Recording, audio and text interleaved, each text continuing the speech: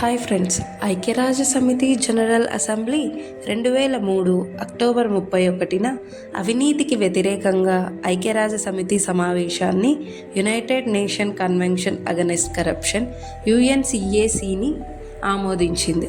ఈ సమావేశం ప్రాముఖ్యతను తెలియజేయడానికి డిసెంబర్ 9ని అంతర్జాతీయ అవినీతి వ్యతిరేక దినోత్సవంగా ప్రకటించారు.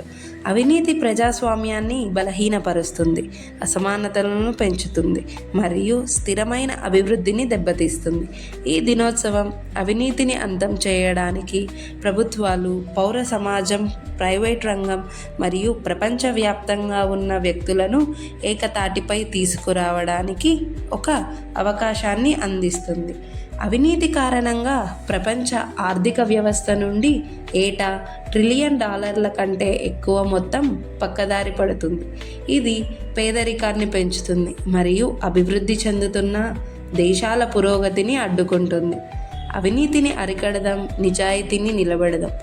మీ విద్యార్థి ఫౌండేషన్. Thank you.